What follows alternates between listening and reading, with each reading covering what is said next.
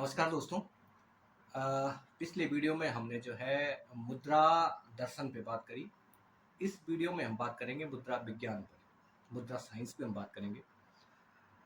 तो जैसे कि हमने पिछले वीडियो में देखा ही था कि महर्षि गेरंड कहते हैं कि मुद्राएं च स्थिरता, यानी कि मुद्रा से जो है स्थिरता की प्राप्ति होती है। तो सबसे पहले हम इस स्थिरता शब्द को समझ लें। उन्होंने कहा कि शारीरिक और मानसिक स्थिरता प्राप्त होती है अगर आप लंबे समय तक मुद्रा का अभ्यास करते हो, किसी भी मुद्रा का। अलग अलग मुद्राओं पे हम बाद में जाएंगे। अभी हम मोटा मोटा इसका एक पैटर्न समझते हैं कि मुद्राओं से किस तरीके से स्थिरता की प्राप्ति हो सकती है। तो इसमें आप ये समझिए कि स्थिरता जो शब्द है, स्थिरता शब्द को ही आप समता या समरसता से भी समझ सकते हैं, जो कि योग का जो अंतिम उद्देश्य है ही समता को प्राप्त करना और स्थिरता को प्राप्त करना, या फिर मोक्ष को प्राप्त करना, या फिर समरसता को प्राप्त करना। तो अगर आप अपनी फिजियोलॉजी में देखेंगे, आप अगर अपनी बॉडी के अंदर देखें, चाहे आप आयुर्वेद के अनुसार देखें, चाहे आप योग के अनुसार देखें,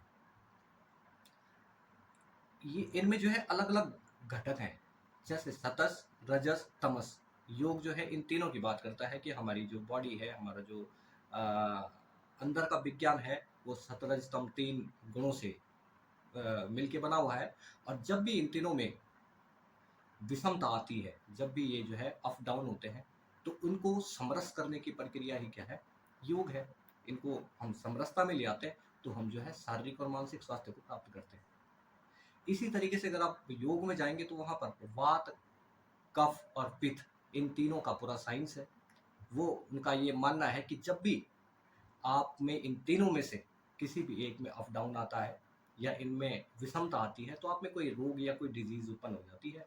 और वापस उसको जब हम फिर से समरस कर देते हैं, जब हमको फिर से स्थिर कर देते हैं, जब हम इनमें स्थिरता ले आते हैं, तो ये जो है फिर से जो है हम स्वास्थ्य को प्राप्त करते हैं, शारीरिक और मानसिक स्वास्थ्य को प्राप्त करते हैं। इसी तरीके से अगर आप अपनी फिजियोलॉजी को देखेंगे, हमारे शरीर में दो मुख्य घटक हैं जो एक तो आपको ब्लड दिखेगा, हमारा जो रक्त है, हमारा जो खून है, ये पूरे शरीर में संचरण करता है।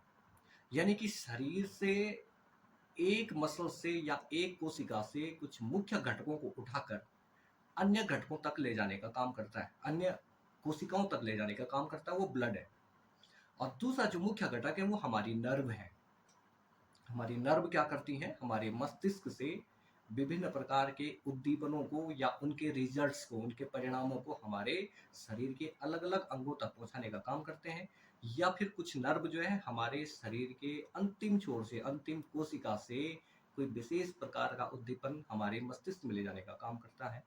और इसके क्योंकि इन दोनों के कारण जब हमारा ब्लड फ्लो करता है, हमारा ब्लड एक जगह से दूसरी जगह बहता है, और हमारी नर्व जो है, हमारी सेंसेशन एक जगह से दूसरी जगह जाती है, इन्हीं दो कारणों के कारण जो है, इन्हीं दो मुख्य घटकों के कारण जो हम जीवित हैं। तो अब ये तीनों विज्ञान हमने देख लिए। योग विज्ञान जो कि सत्व स्तंभ पे निर्धारित है, आयुर्विज्ञान जो कि कफ, पित्त और वात पर निर्धारित है, और जो कि हमारा मॉडर्न विज्ञान है वो हमारे ब्लड फ्लो और हमारे शरीर में होने वाले विभिन्न प्रकार के रसायनों के स्राव से पे निर्भर है। जब भी ये रसायन हमारे शरीर में, चाहे वो एक्सोक्राइन ग्लैंड से निकलने वाली एंजाइम्स हों, चाहे वो हमारे एंडोक्राइन से निकलने वाले हार्मोन्स हों, चाहे वो हमारे नर्व से आने जाने वाली सूचनाओं में किसी प्रकार की बाधा उत्पन्न होनी हो, या फिर हमारे ब्लड फ्लो में किसी प्रकार की बाधा उत्पन्न होने से बाधा उत्पन्न होती है, तो उसके कारण जो है हमें विभिन्न प्रकार की डिजीज या विभिन्न प्रकार के रोग उत्पन्न हो जाते हैं। तो अब इसमें समझिए आपकी मुद्रा कैसे काम करती होगी। विभिन्न प्रकार की मुद्राएं हैं, अलग अलग हठ योग के ग्रंथों में जो है अलग अलग प्रकार की मुद्राएं बताई गई हैं। लेकिन आप सारी मुद्राओं को देखेंगे तो वो शरीर की एक विशेष प्रकार की भंगिमा है। अगर हम ज्ञान मुद्रा ही ले लें तो बस इतनी सी मुद्रा, इसका अभ्यास, वो कहते हैं कि इसके अभ्यास मात्र से जो है आपके शरीर में जो है विभिन्न प्रकार के रोगों से आपको निजात मिल जाता है। आप योनि मुद्रा कर लीजिए, आप योनि को लगातार सिकोड़िए और छोड़िए। आप बज्रौली मुद्रा का प्रयोग करिए।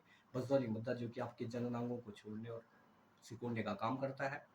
चाहे आप अन्य किसी भी, आप खिचड़ी मुद्रा की बात करिए या आप किसी भी प्रकार की मुद्रा की बात करिएगा, तो आप उन मुद्रा के पोस्चर में देखोगे कि हमारे शरीर के जो एंड ऑर्गन है, हमारे शरीर के जो एंड ऑर्गन, उनमें एक तो हमारे लिम्स हैं, हमारे हाथ और हमारे पैर हैं, हमारी गुदाद्वार है, हमारे जननांग है, या फिर हमारा फेस है जो कि छोर पे काम कर रहा है, या हमारी स्किन के विभिन्न स्तर हैं।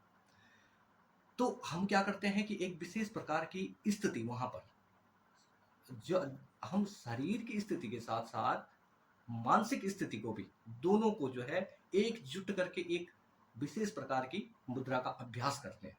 सपोज हम योग मुद्रा का अभ्यास करते हैं, या फिर हम ध्यान मुद्रा का अभ्यास करते हैं, या हम ज्ञान मुद्रा का अभ्यास करते हैं। बहुत छोटी सी मुद्रा, बहुत सिंपल सा हम पकड़ते हैं प्रणाम मुद्रा या नमस्कार मुद्रा की अगर हम बात करें, जहां पर हम दोनों हाथों को जो है आपस में मिलाते हैं, दोनों हाथ की हथेलियों को हम आपस में मिला देते हैं।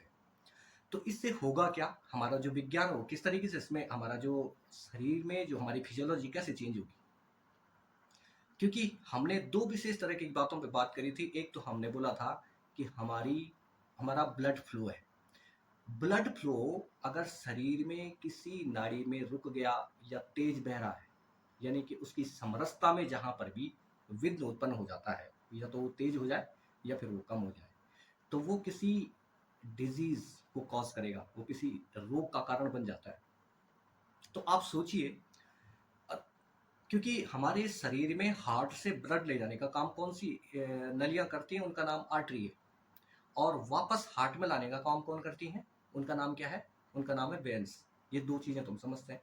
लेकिन आप सोचिए, जब ब्लड फ्लो, हम अगर मैं आपको बताऊं कि मेरे इस हाथ से जो है ब्लड फ्लो आया, और अंतिम छोर ये है, इस अंतिम छोर पे जब हमारा ब्लड आया, तो आर्टरी से ब्लड यहां तक पहुंच गया, अंतिम सेल को जो है उसने ब्लड दे दिया। अब उस ब्लड को वापस जाना है, को वापस जाने के लिए किस में जाना पड़ेगा, वेन में जाना पड़ेगा।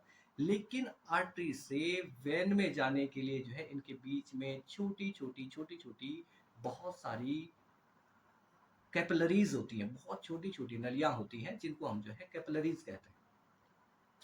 तो यानी कि जो हमारे सेल के अंतिम हिस्सों में जहां पर ब्लड आर्टरी से वापस वेन में प्रवेश करता है, वहां पर छोटी छोटी वेसल्स हैं, छोटी छोटी वेसल्स हैं। और ये वेसल्स जो है ब्लड को एक्सचेंज करने का काम करती हैं, और वो बहुत नाजुक सी होती हैं। अगर आप उनको थोड़ा सा ज़्यादा प्रेसाइज कर देते हो, बहुत ज़्यादा अगर आप प्रेशर देते हो किसी चीज़ को, तो वो क्या करती हैं कि वहां पर उनको इंजर्ड होने का भी खतरा होता है। तो मुद्रा का एक विज्ञान तो इसी पे काम करता है कि जब भी आप प्रणाम मुद्रा कर रहे हैं, या किसी भी तरीके की आप भंगिमा ऐसी कर रहे हैं जहां पर आप पूरी अवेयरनेस के साथ, दिल दिमाग से, बुद्धि से, और हाथों को आपस में मिलाते हैं, एक निश्चित दाब के साथ, एक निश्चित दाब के साथ आप उसको मिलाते हैं, और कुछ समय तक जो है पूरा फोकस दोनों हाथों के बीच में रख के और दोनों हाथों के सेंसेशन को महसूस करते हैं। तो उस समय जो है हल्का हल्का पुशअप आपके हाथों में होता है, हल्का हल्का जो प्रेशर आपके नर्व एंडिंग पे होता है, जो वेसल्स की जो एंडिंग है उन पर होता है। तो उसके कारण जो है एक विशेष प्रकार का दबाव बनता है, एक विशेष प्रकार का दबाव बनता है, जो कि पीछे पूरी दोनों, चाहे वो आर्टरी हो चाहे वो वेन, दोनों में रुके हुए ब्लड को, या फिर कहीं पे भी किसी भी प्रकार की बाधा अगर उस ब्लड फ्लो में है, तो उस ब्लड फ्लो को खोलने का काम करेगा। तो सर्कुलेटरी सिस्टम के आधार पे अगर आप मुद्रा विज्ञान को समझेंगे, तो हमारी जो वेसल्स हैं, जो कि हमारे ऑर्गन के अंतिम छोर में, हमारी मसल्स में जो है लगातार ब्लड को आर्टरी से वेन में देने का काम करता है, एक सेल से दूसरी सेल में देने का काम करता है। वो छोटी छोटी जो वेसल्स हैं, वो वेसल्स में हल्का दबाव बनने के कारण जो है हमारा शारीरिक और मानसिक दबाव, सूक्ष्म दबाव, हमारा मानसिक जो है, मानसिक दबाव जो सूक्ष्म दबाव है, तो उस दबाव को के कारण जो है हमारा क्या होता है, एक तो ब्लड फ्लो में समरसता आती है। और ब्लड फ्लो में जब समरसता आती है, तो उसके कारण हमारी जो एक्सोक्राइन ग्लैंड्स हैं, चाहे हमारी एंडोक्राइन ग्लैंड्स हैं, उनसे निकलने वाले जो रसायन है, उन रसायनों में भी समरसता उत्पन्न होती है। तो एक तो कंसेप्ट ये है, और दूसरा कंसेप्ट हमारा है नर्व से रिलेटेड। हमें पता है कि हमारे पास दो तरीके की नर्व है, एक असेंडिंग नर्व, एक डिसेंडिंग नर्व।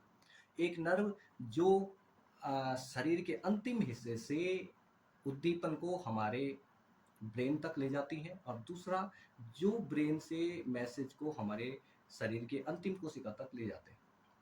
इनको हम मोटर नर्व और सेंसरी नर्व भी कहते हैं। तो इनका जो एंड पॉइंट है वो भी हमारे शरीर के अंतिम हिस्से हैं, चाहे हमारे पैर के तलवे हैं, चाहे हमारे हाथ के हथेलियां हैं, या फिर हमारी पीठ है, हमारा पेट है, यहाँ पर हमारी स्किन है, हमारे गाल है, या फिर हमारी रेक्टस है, हमारी गुदाद्वार है, हमारे जो जननांग है, उन सब पे जो है वो नर्व एंडिंग है, उनके छोटे छोटे पॉइंट है। तो जब भी आप जो है इस तरीके से मुद्राओं का अभ्यास करते हैं, तो उन मुद्राओं के अभ्यास के समय जो सूक्ष्म दबाव, चाहे वो शारीरिक दबाव हो, चाहे वो मानसिक दबाव है, उन दोनों दबावों के कारण क्या होता है कि वो नर्व प्रेशराइज होती है, नर्व प्रेशराइज होती है, और उनमें अगर किसी भी तरीके की बाधा है, उनमें अगर किसी भी प्रकार की बाधा है, तो वो बाधा क्या हो जाती है, दूर हो जाती है। तो ये दोनों, और हमारा जो नर्वस सिस्टम है वो अफेक्ट करता है हमारे एंडोक्राइन सिस्टम को, और एंडोक्राइन सिस्टम जो है हमारी पूरी बॉडी में चय अपचय प्रक्रियाओं को करने में भाग लेता है। तो ये दो कंसेप्ट जो है, विवेक मार्तंड के अनुसार जो है, मुद्रा का मुख्य कार्य जो है वो नाड़ियों का शोधन करना है, चंद्रमा एवं सूर्य, पान एवं प्राण का चालन करना है, रसना का शोषण करना है, अर्थात ब्रह्मरंध्र में निरंतर स्रावित होने वाला अमृत रस का पान। मुद्रा साधना से साधक को वृद्ध अवस्था नहीं आती है, मृत्यु का भय समाप्त हो जाता है।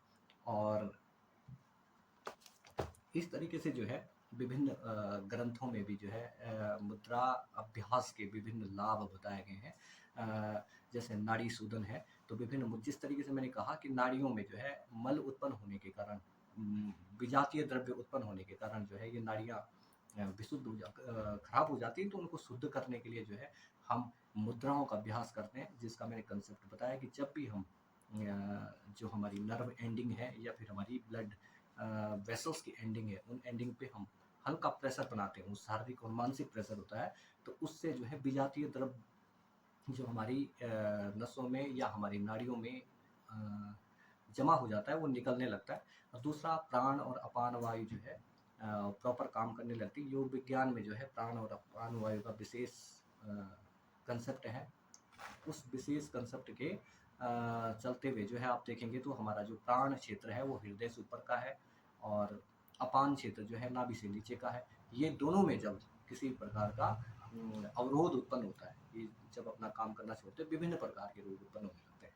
तो विभिन्न प्रकार की मुद्राओं के अभ्यास से जो है प्राण अपान वायु में समरसता आती है, नाड़ियों में वायु के प्रवाह को में समरसता आती है, जो कि हमें शारीरिक और मानसिक लाभ दिलाते हैं, और इसके साथ साथ जो है हमारा आध्यात्मिक लाभ तो इसमें है ही। तो फिर बात करेंगे किसी अन्य वीडियो में।